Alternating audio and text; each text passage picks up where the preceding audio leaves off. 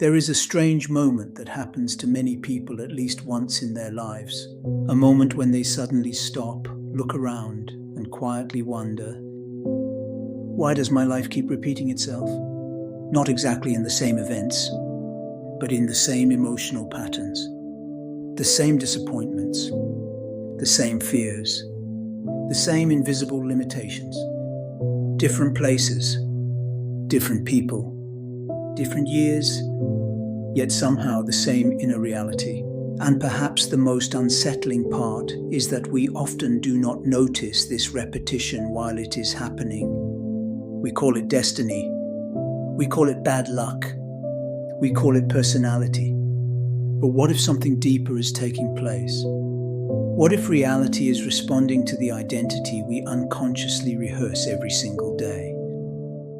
Welcome back to Applied Library, a place where books become mirrors, where ideas become experiences, and where we explore not only what authors write, but what their ideas reveal about the hidden architecture of being human. Today, we enter the provocative and psychologically fascinating world of Outsmarting Reality by Nero Knowledge.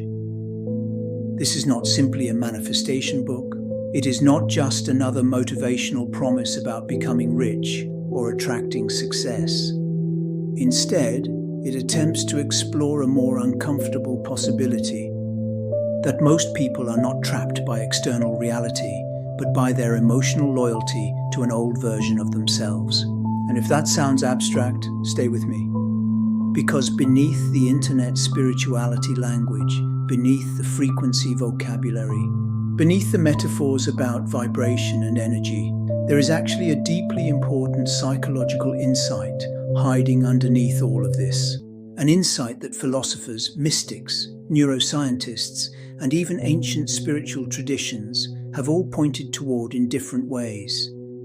The idea that human beings do not merely experience reality, they participate in shaping it, not magically, not like fantasy, but through attention, emotion, expectation, identity, memory, and perception. Think about this carefully. Two people can walk through the exact same city and inhabit completely different realities. One notices danger everywhere. Another notices opportunity. One constantly expects rejection. Another naturally anticipates connection. One unconsciously searches for proof that life is unfair. Another searches for meaning. And slowly over years, their minds begin filtering reality differently. Not because the universe is obeying them like servants, but because perception itself becomes selective. The brain begins organizing experience according to identity, and this is where the book becomes interesting. Nero Knowledge repeatedly suggests that your external life is often the delayed echo of your internal assumptions, not your conscious wishes, your assumptions. And there is a profound difference between the two. Because many people consciously desire abundance, while unconsciously identifying with scarcity. They consciously desire love, while emotionally expecting abandonment. They consciously desire transformation, while secretly remaining loyal to familiar suffering. And perhaps this is why change feels so difficult, because human beings are not only attached to happiness, we are attached to familiarity. Even painful familiarity. The nervous system often prefers predictable pain over unpredictable freedom. This idea appears again and again across psychology, trauma research, behavioral conditioning, neuroscience. The brain creates efficiency through repetition. The self becomes habitual, and eventually we stop consciously living. We begin replaying ourselves. There is a powerful section in the philosophy behind Outsmarting Reality that suggests most people wake up every morning and immediately reconnect to the same emotional identity. The same worries, the same internal narrative, the same emotional atmosphere, almost like reopening yesterday's psychological file. And from that state, they continue generating the same outcomes.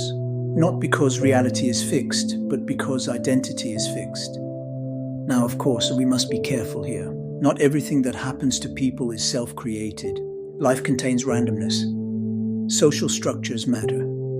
Economic realities matter. History matters. And some manifestation philosophies become dangerously simplistic when they ignore suffering or blame individuals for every tragedy.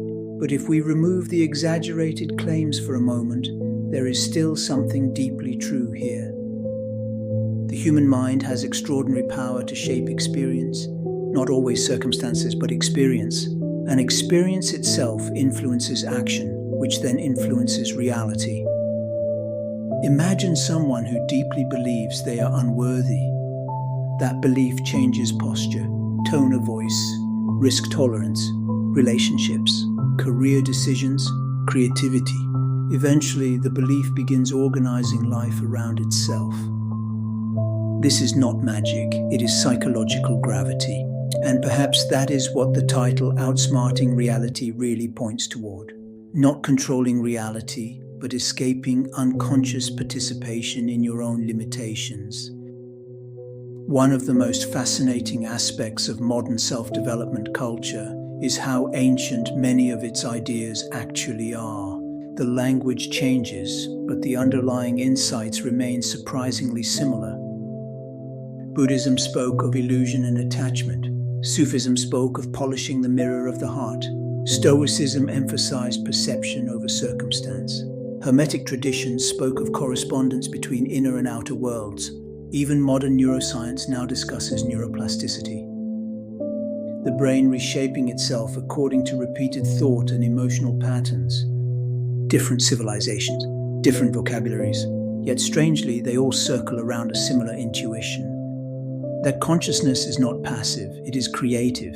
And perhaps this explains why certain people radiate a completely different atmosphere when they enter a room. Not because of beauty, not because of status, but because identity itself carries emotional weight. You can feel when someone is internally fragmented. You can feel when someone lives in fear. And you can also feel when someone has reached a certain inner coherence, a calm alignment, a grounded presence. This is something ancient cultures understood intuitively long before psychology attempted to explain it scientifically. There is another important idea hidden inside this book, the idea that emotional addiction may be one of the strongest invisible forces shaping human behavior. Many people unconsciously rehearse emotional states for years: anxiety, resentment, victimhood, stress, comparison, self-doubt, until those states become chemically familiar. And then something strange happens. Peace itself begins feeling unfamiliar. Stillness feels uncomfortable. A healthy relationship feels suspicious. Freedom feels unsafe, because the nervous system becomes conditioned to emotional chaos. This insight is extremely important, because people often think transformation begins with external achievement. But sometimes transformation begins with learning how to emotionally tolerate peace, to stop recreating internal storms, to stop needing emotional drama in order to feel alive. And perhaps this is one of the hidden epidemics of modern life. Continuous stimulation, continuous distraction, continuous emotional agitation. Social media accelerates this dramatically. People constantly compare their lives to edited fragments of strangers. Attention becomes fragmented, identity becomes reactive, and slowly, many people lose connection with silence.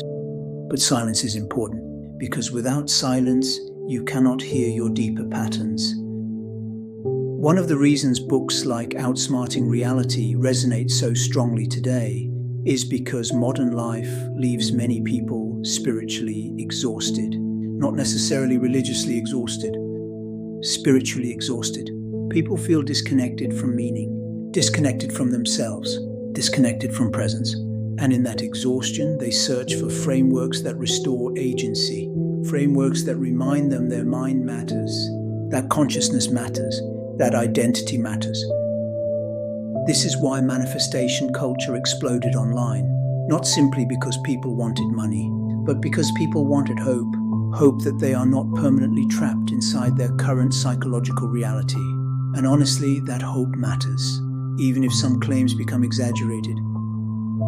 There is a line of thought running quietly beneath many modern spiritual teachings. You do not become what you want. You become what you repeatedly embody. And that idea changes everything, because wishing is passive. Embodiment is active. Anyone can fantasize about confidence. But can you embody calmness before external proof appears? Can you embody dignity before validation? Can you embody creativity before success? This is difficult because most humans wait for reality to give permission first. We say, I'll feel secure when I have money. I'll feel confident when people approve of me. I'll feel peaceful when my life becomes easier. But many philosophical traditions reverse this equation. They suggest internal orientation precedes external transformation, not always completely, but often significantly. Now, there is also a danger here. Some self-help systems accidentally encourage denial, toxic positivity, escaping reality rather than confronting it, pretending pain does not exist. That is not wisdom. Real growth requires honesty. Sometimes life is genuinely painful. Sometimes grief must be felt fully. Sometimes anger contains truth. Sometimes suffering cannot be bypassed through affirmations. And the healthiest interpretation of these ideas is not ignore reality, but rather become conscious of the identity through which you experience reality. That distinction matters enormously. One thing I personally find fascinating is how human beings continuously narrate themselves internally, every day, every hour, a silent autobiography unfolding in the mind. I'm unlucky. I always fail. People never understand me. I'm behind in life. I'm not enough. These sentences appear invisible, yet they shape perception profoundly. And over time, they stop feeling like thoughts. They begin feeling like truth.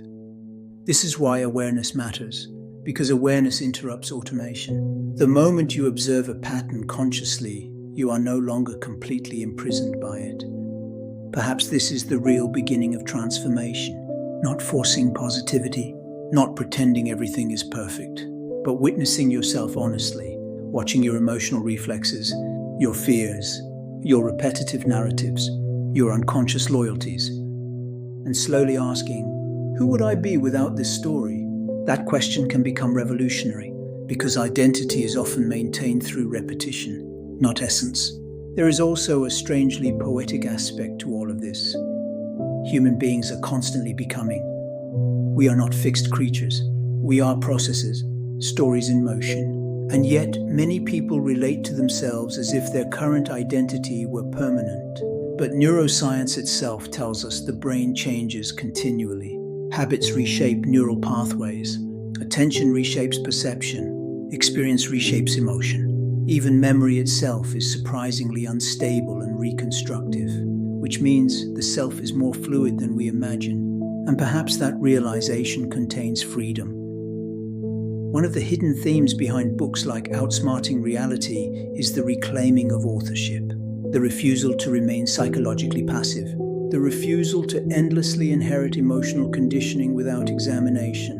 In some ways, this resembles ancient initiation traditions, the symbolic death of an old identity, and the conscious construction of a new one, not fake, not artificial, but intentional, because without intention, society builds your identity for you.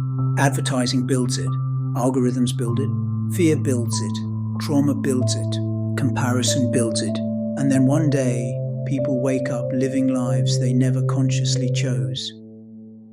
Perhaps that is why certain experiences change us so deeply. Travel, silence, meditation, art, pilgrimage, falling in love, near-death experiences, because they temporarily interrupt the familiar self. They create psychological distance from our repetitive identity, and suddenly, for a brief moment, we see ourselves differently. Many people describe spiritual experiences in exactly this way, not as acquiring new information, but as remembering a deeper dimension of being, a deeper awareness hidden beneath habitual thinking. And maybe this is the ultimate message hidden beneath the modern language of manifestation.